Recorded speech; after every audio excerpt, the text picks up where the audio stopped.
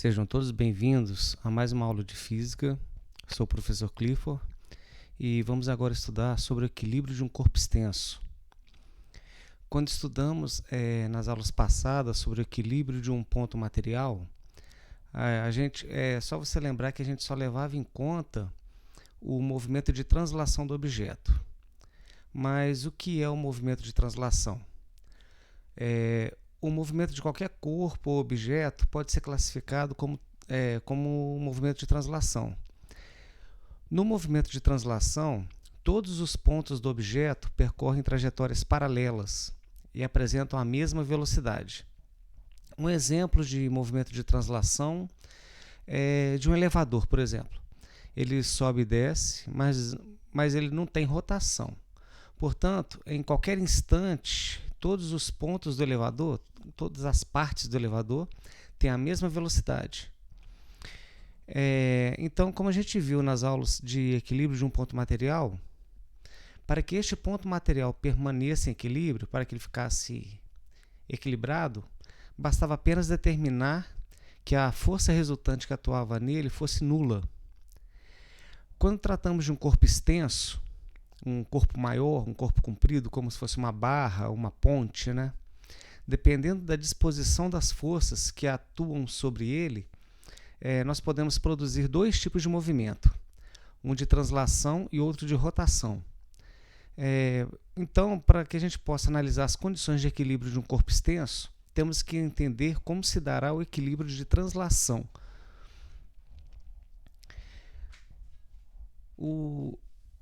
Um corpo extenso ele estará em equilíbrio de translação quando o seu centro de massa está em repouso ou em movimento retilíneo uniforme em relação a um determinado referencial.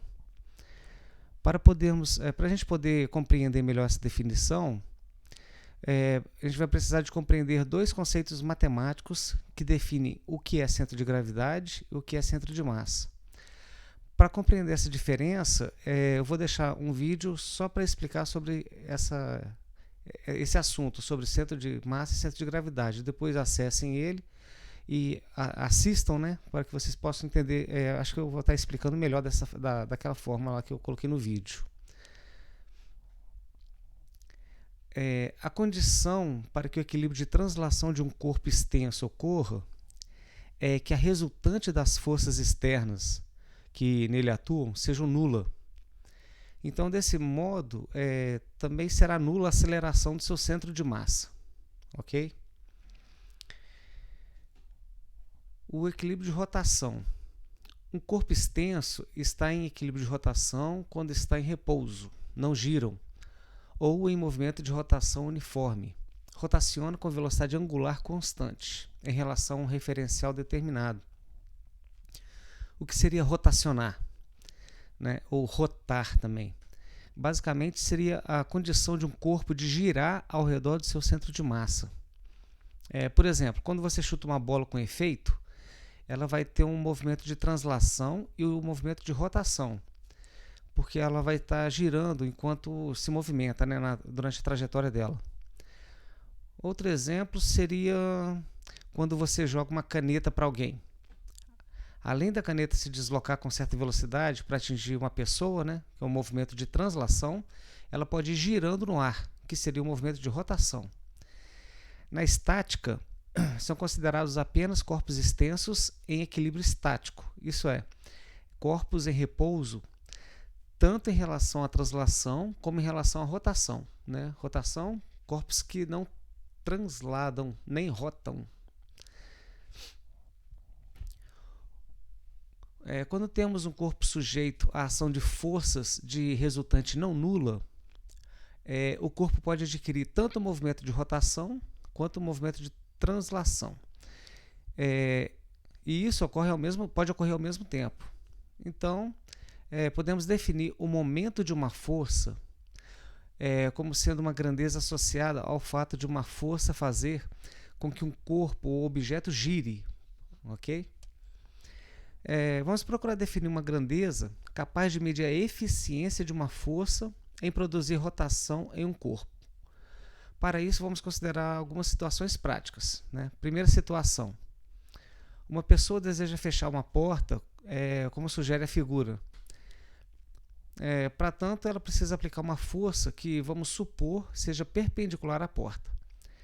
É fácil constatar que a eficiência da força em fazer a porta rotacionar é tanto maior quanto maiores forem sua intensidade e a distância entre o local onde ela é aplicada e o eixo de rotação, o eixo das dobradiças, né? Numa segunda situação, vamos considerar um motorista do caminhão representado na figura. Ele está tentando desapertar um parafuso de uma das rodas com uma chave. Se esforçando ao máximo, ele não consegue o que está querendo. Porém, pode fazer acoplando um cano de ferro à chave, de modo a aumentar a distância do local onde aplica a força até o eixo de rotação do parafuso. Aí vai facilitar o serviço dele, né? Uma terceira situação também que a gente pode considerar uma gangorra, que também é um sistema que permite investigar a eficiência de uma força em produzir rotação. Verifica-se que se o peso do garoto A é o dobro do peso do garoto B, é necessário que a distância de B, do garoto B, até o eixo E, esse eixo que passa no meio do... no meio dessa balança deles aí, né? Seja o dobro da distância de A até esse mesmo eixo, para que os dois garotos fiquem em equilíbrio. De acordo com a situação que eu descrevi agora, podemos concluir que a eficiência de uma força em produzir rotação em um corpo é tanto maior quanto maiores forem sua intensidade e a distância entre a reta que passa pela força, denominada linha de ação. Essa linha pontilhada aí a gente chama ela de linha de ação da força, certo? E o eixo de rotação do corpo. A grandeza física que mede essa eficiência é denominada momento, momento de inércia, momento, ou torque. O torque é o sinônimo de rotação.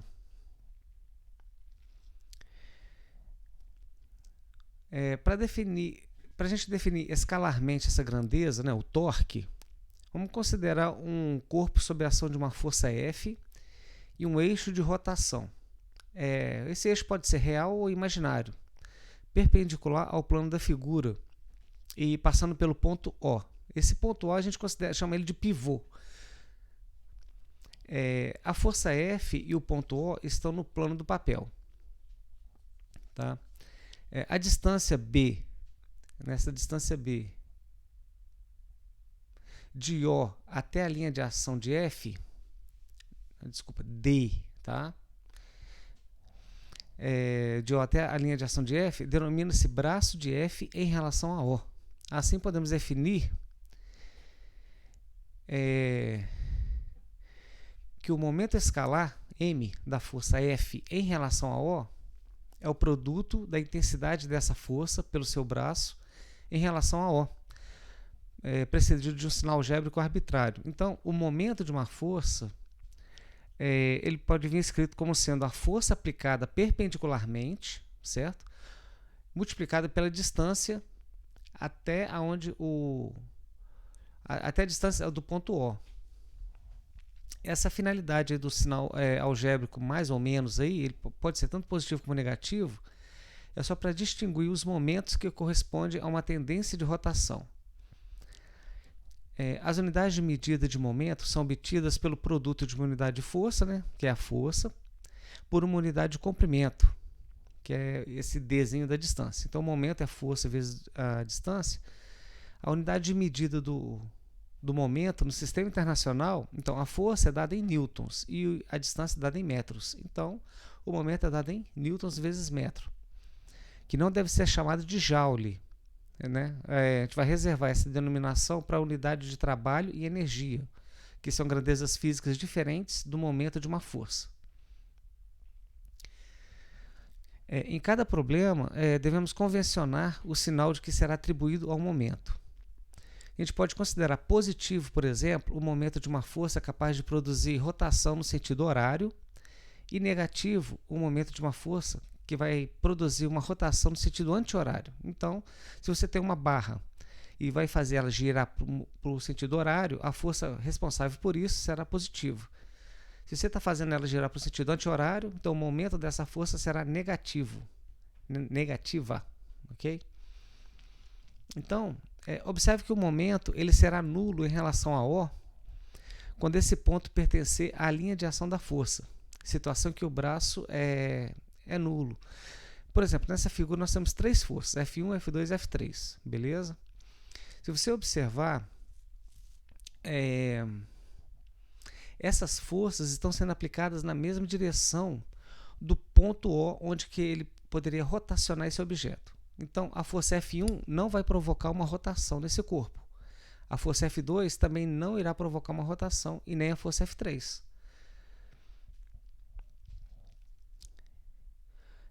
O momento, né, o torque, né, mais intenso, ele é conseguido quando a força é perpendicular à chave, igual como estamos nessa imagem da figura 1 aí. Então, nesse caso, o braço da força em relação ao eixo O de rotação do parafuso, ele vai ser igual ao comprimento da chave. E o módulo do torque, né, FB, é igual à força F. Com isso, podemos dizer que a força F está sendo integralmente aproveitada para produzir momento em relação a O.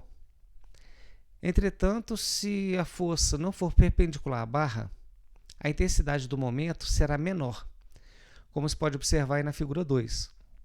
O módulo do momento aí dessa figura, da figura 2, é igual a força F vezes o seno do ângulo, que é menor do que a força F.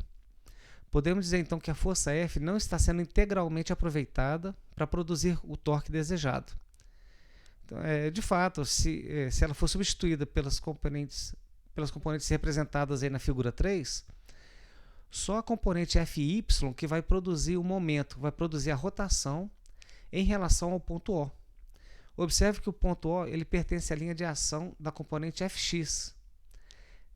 Por isso que o braço de Fx em relação a O ele vai ser igual a zero, ocorrendo o mesmo com o seu movimento, com o seu momento, né?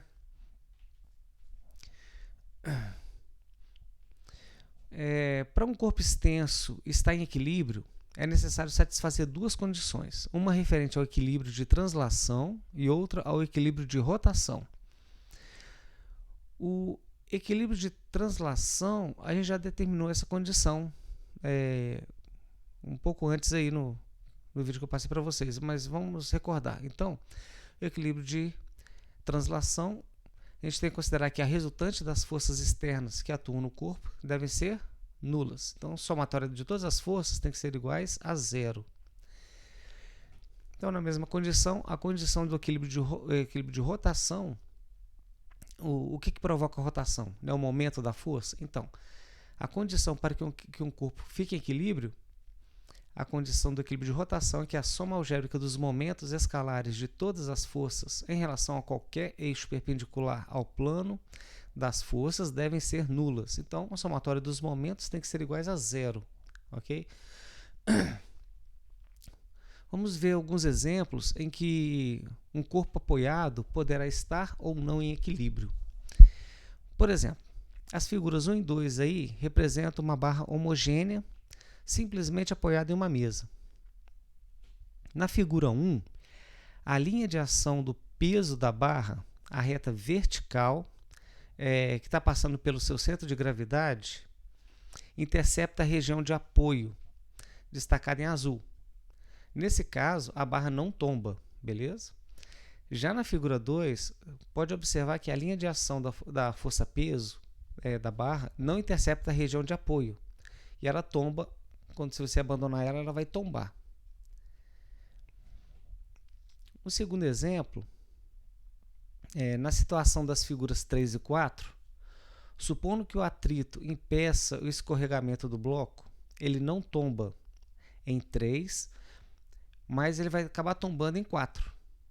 Observe que em 3, a linha de ação do peso do bloco intercepta a região de apoio no plano inclinado, o que não acontece na figura 4.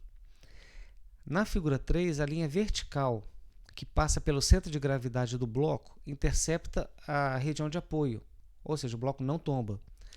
Na figura 4, essa linha vertical que passa pelo centro de gravidade do bloco não intercepta a região de apoio, está fora da região de apoio. Isso quer dizer o quê? Que o bloco vai acabar tombando.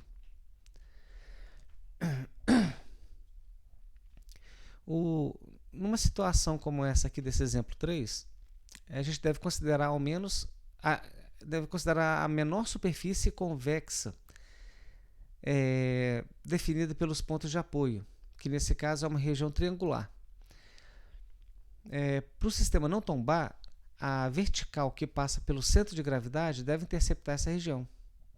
Beleza? Tem que ficar dentro desse tripé, no meio desse tripé, porque se essa linha vermelha estiver passando por fora dessa base, então a luneta vai acabar tombando. A posição de equilíbrio de um corpo ela é denominada estável depois que ela foi abandonada em um ponto ligeiramente afastado dela, alguma força age procurando trazê-la de volta a essa posição. É igual o exemplo dessa figurinha aqui. No ponto mais baixo da depressão indicada aí, a bolinha está em equilíbrio estável, porque quando for abandonada em suas proximidades, se você abandonar em qualquer posição ali marcada de azul ali, no caso, a força-peso procura levar ela de volta para a posição que ela estava antes. Então, a gente tem uma situação de equilíbrio estável. Já a posição de equilíbrio de um corpo é denominada instável quando, após ele ter sido abandonado em suas proximidades, aí, alguma força age procurando afastá-lo ainda mais dessa posição, como ocorre na situação ilustrada aí da figura. No ponto mais alto da lombada representada, a bolinha está em equilíbrio instável. Nesse caso, ao ser ligeiramente afastado da posição de equilíbrio, a força-peso procura afastá-lo ainda mais dessa posição. Qualquer toquezinho leve que você der na bolinha, então ela vai afastar ainda mais, cada vez mais a posição que ela estava antes. E para finalizar, a posição de equilíbrio é denominada indiferente quando o corpo, após ter sido abandonado em suas vizinhanças, continua em equilíbrio, como se fosse essa figurinha aí, certo? Essa bolinha. Esse é o equilíbrio indiferente. As situações de equilíbrio estável, instável e indiferente podem ser observadas com um corpo de centro de gravidade, vamos colocar o centro de gravidade CG, suspenso por um eixo em torno do qual ele possa girar livremente, como se fosse um quadro pendurado em uma parede. Pensa a situação, você vai pegar um quadro, vamos pendurá-lo na parede. Suponha, por exemplo, que o eixo da força-peso passe acima do centro de gravidade, como na situação de equilíbrio que está representada nessa figura 1. Quando a gente afasta esse corpo ligeiramente da posição de equilíbrio e abandona ele, como se fosse essa figura aqui, a figura 2, o próprio peso do quadro vai produzir um momento horário, um mh, esse mh que está escrito, um momento horário, em relação ao eixo, procurando levá-lo de volta à posição de equilíbrio.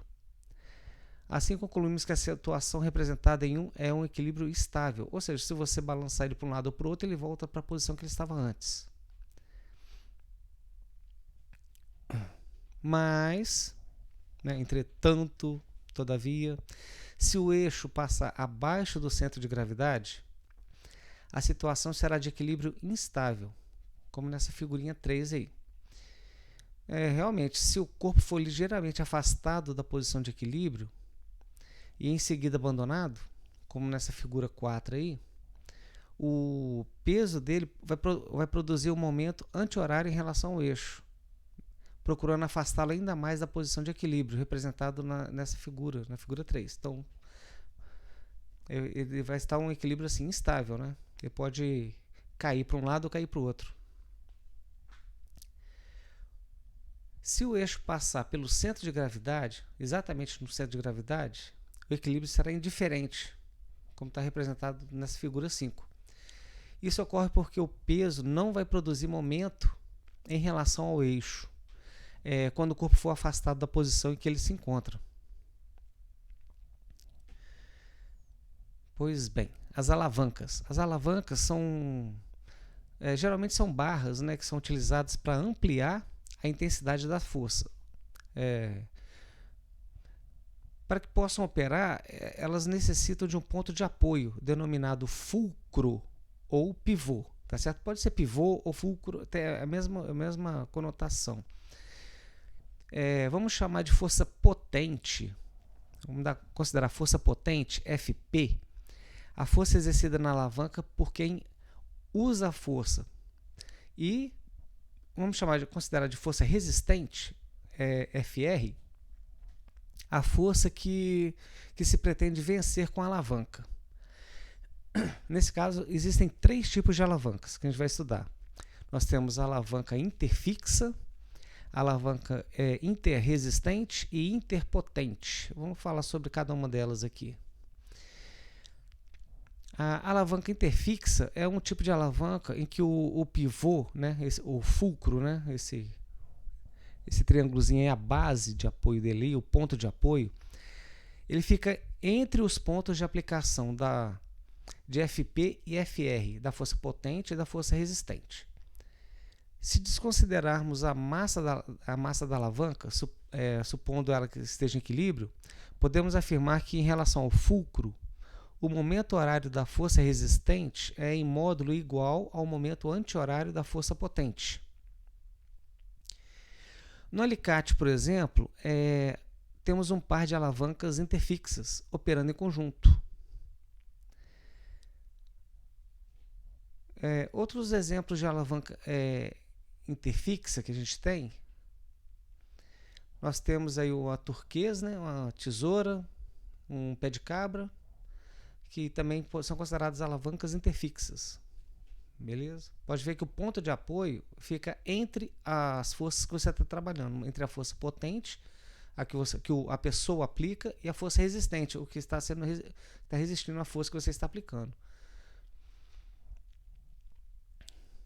A alavanca interresistente é um tipo de alavanca em que a força resistente está aplicada entre a força potente e o fulcro. Ou seja, o fulcro vai ficar em uma das extremidades.